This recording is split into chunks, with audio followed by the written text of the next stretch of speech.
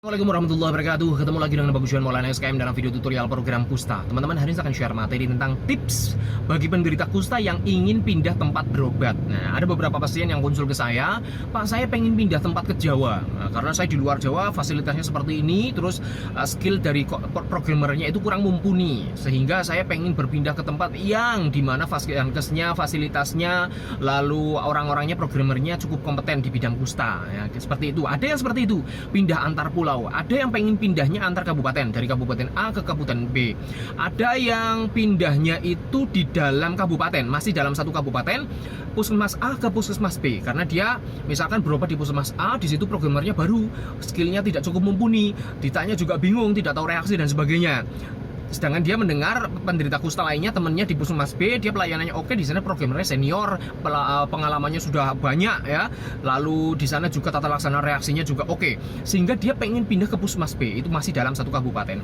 Ada juga dari puskesmas ke fasiankes yang lainnya, misalkan kayak di Brebes. Di Brebes itu ada puskesmas juga yang melayani kusta, tapi ada juga BP4 dan kusta. Balai Kesehatan Paru Masyarakat ya. Ada Balai BP4, Balai Penyakit Paru-Paru. Di situ Balai Pengobatan Paru-Paru dan kusta jadi satu. Di situ juga sama-sama levelnya FKTP, tetapi kalau ini levelnya ada di kabupaten, sedangkan dia puskesmas. Jadi dia dari puskesmas ke BP4, paru-paru dan kusta, seperti itu. Macam-macam alasan pindahnya juga. Ada yang pengen misalkan pengen menjalankan pengobatan terapi di tempat yang memang lebih baik ya, baik sarananya, mungkin jaraknya juga lebih dekat, pelayanannya oke, lalu skill dari programmernya juga oke. Ada yang alasannya seperti itu. Ada yang alasannya memang ini terpaksa, mau nggak mau saya ikut suami, misalkan penderita kustanya adalah istrinya, suaminya pindah tugas, pindah kerja, mau nggak mau anak istrinya juga ikut, seperti itu.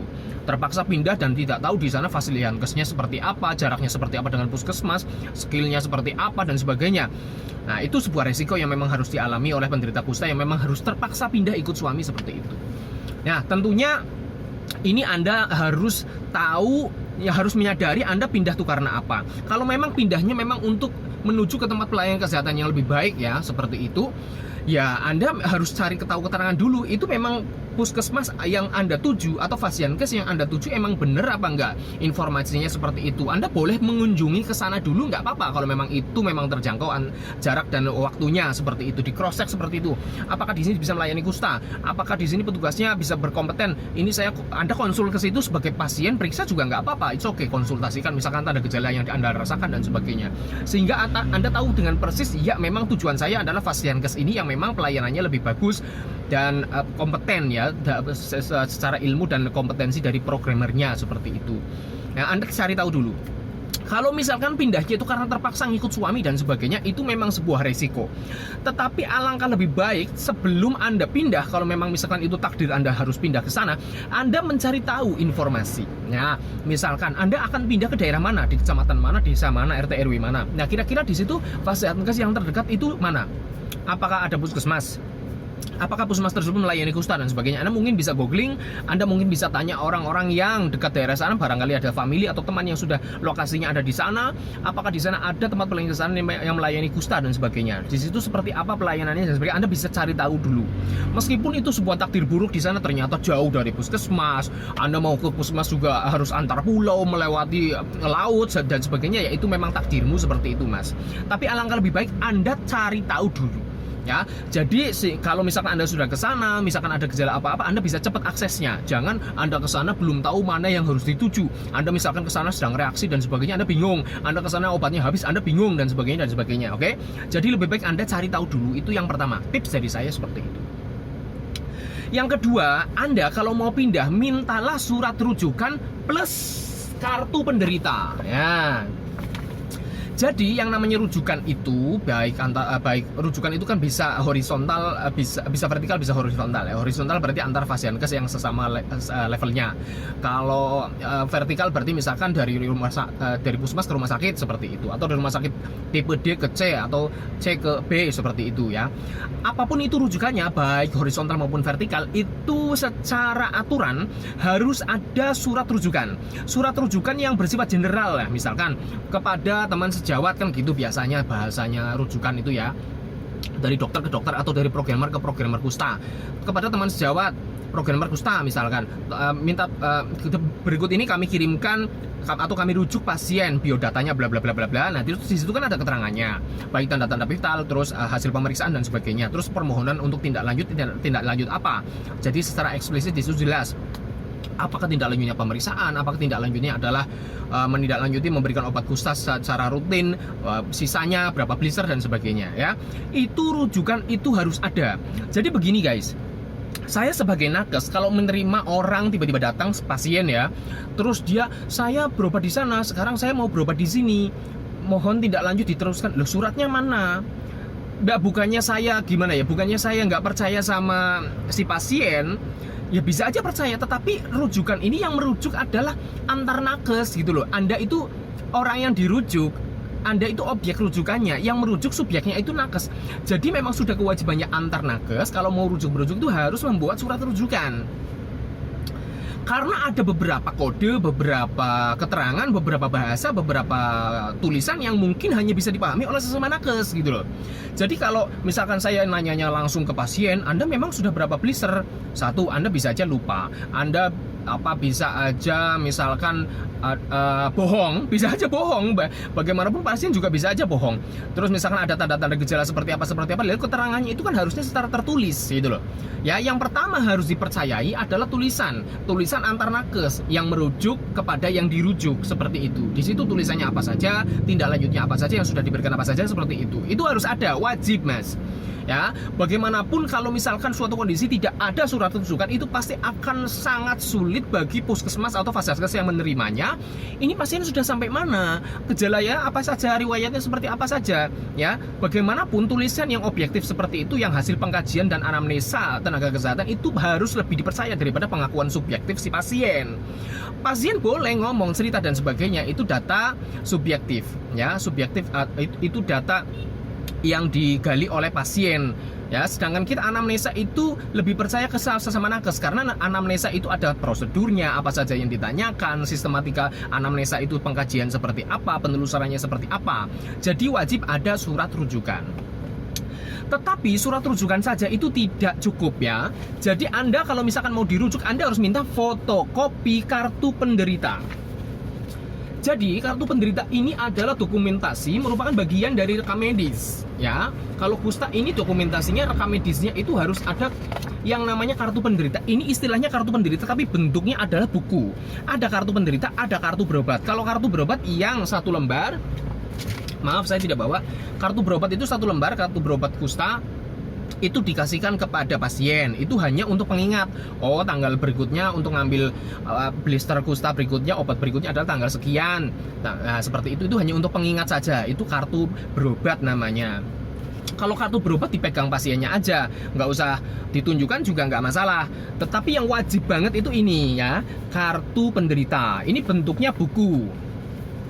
Di sini itu isinya apa? Hasil pengkajian semuanya, riwayatnya seperti apa, terus bercak kustanya posisinya ada di mana, yang mati rasa ada di mana, terus kelainan-kelainan yang lain, ada cacat-cacat dan sebagainya. Terus di sini ada pemeriksaan fungsi saraf. Lah, yang hal-hal yang semacam ini, ada beberapa titik yang mati rasa, titik mati rasanya ada di mana, di telapak tangan, di telapak kaki.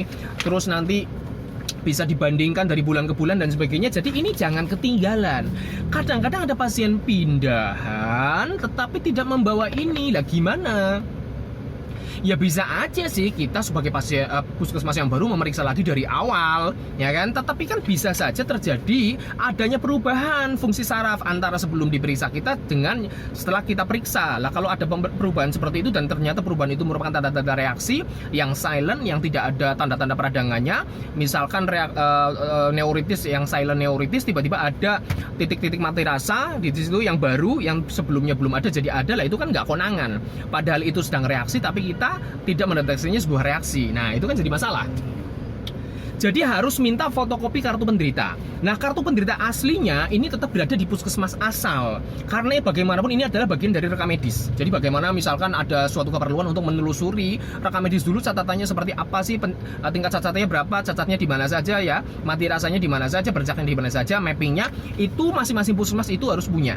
Jadi puskesmas awalnya juga megang ini yang asli, fotokopiannya dibawa Anda oleh pasien. untuk pindah ke puskesmas baru seperti itu. Ini fotokopi kartu penderita saya yang lama. Nah di situ petugas barunya nanti kan lihat, oh Anda begini. Oke, lalu di situ melakukan pemeriksaan fungsi saraf ulang dan sebagainya, nggak apa-apa. Tetapi kan ada antara sebelum dan kondisi yang sekarang gitu loh. Barangkali ada sesuatu perubahan, perbedaan yang bermakna. Yang bermakna itu maksudnya bisa bermakna sebuah gangguan baru, gangguan fungsi saraf baru, tanda reaksi dan sebagainya yang memang harus disikapi dengan treatment tertentu seperti itu. Nah, yang namanya pasien pindah itu statusnya itu gini, ini saya jelaskan ya. Pindah itu misalkan nih dari Anda misalkan di puskesmas A ditemukan sebagai pasien baru.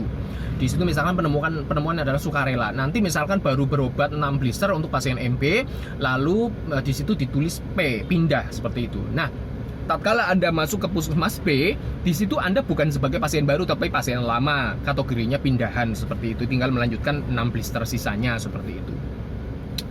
Tentunya penemuan ini kan masing-masing wilayah, masing-masing puskesmas itu kan memiliki target penemuan kasus ya, case detection rate atau CDR. Itu yang mendapatkan poin adalah puskesmas A. Targetnya berapa? Karena itu ditarget kan, puskesmas setiap tahun itu ditarget Anda harus menemukan berapa. Temuan pasien baru berarti menjadi temuannya puskesmas A di situ. Apakah mencukupi target atau tidak, itu selalu ditarget dalam indikator kinerja puskesmas tahunan seperti itu. Nah kalau puskesmas B karena itu pasien lama, puskesmas B Anda masuk sebagai pasien lama pindahan seperti itu juga tidak mendapatkan poin atau tidak mendapatkan cakupan, tidak merupakan sebuah prestasi cakupan dari penemuan kasus baru karena Anda dianggapnya pasien lama seperti itu. Oke, tips berikutnya, Anda bawalah obat yang cukup. Ya, jadi saya sarankan kalau Anda minta surat rujukan tadi, Anda mintalah mepet hari Anda mau pindah. Jangan jauh-jauh minta surat rujukan, ternyata ada perubahan fungsi saraf dan sebagainya tidak terdeteksi ya. Jadi mintalah surat rujukan Anda mendekati hari Anda mau pindah seperti itu, sehingga Anda misalkan konsultasi dulu, periksa dulu, saya mau pergi tanggal sekian Pak, ada apa yang harus saya bawa ya. Oh misalkan saya mabuk perjalanan, mungkin bisa dikasih obat untuk mabuk perjalanan. Misalkan saya bisa mual-mual dan sebagainya, mungkin dikasih obat antasida untuk mengatasi mualnya. Untuk perjalanan saya minta obat dong, barangkali saya sakit kepala dan sebagainya, mungkin disangoni paracetamol. Seperti itu nggak apa-apa Anda konsul seperti itu, sehingga Anda juga bisa memastikan Anda pergi dengan bekal obat-obatan yang mencukupi seperti itu ya. Terus obat-obat kustanya juga harus cukup. Misalkan Anda ada obat-obat lain, vitamin dan sebagainya, oke. Jadi mintalah perbekalan pengobatan yang cukup. Nah setelah itu Anda kan perjalanan. Nah ada tips lagi nih, kalau Anda mau pindah, tips dari saya, saran dari saya, janganlah pindah saat Anda sedang mengalami reaksi ya. Bagaimanapun perjalanan itu menguras energi, stresor juga, letih juga. Meskipun Anda duduk perjalanan, tapi itu kan letih juga. Ya, jadi selain membawa perbekalan, meskipun sudah membawa perbekalan, tetapi perjalanan itu, perbekalan makanan maksudnya, makanan dan minuman, tapi perjalanan itu tetap melelahkan dan juga bisa melemahkan antibodi juga. Dan kelelahan itu, stresor fisik maupun mental merupakan salah satu faktor pemicu terjadinya reaksi. Jadi saran saya, kalau Anda pindah jangan dalam kondisi reaksi, karena itu akan memperberat kondisi Anda reaksinya. Nanti Anda bingung sampai sana mau bagaimana, dan kondisinya misalkan Anda belum survei di sana tempat pelayanan kesehatan di mana Anda bisa penanganannya bisa terlambat untuk menangani reaksinya.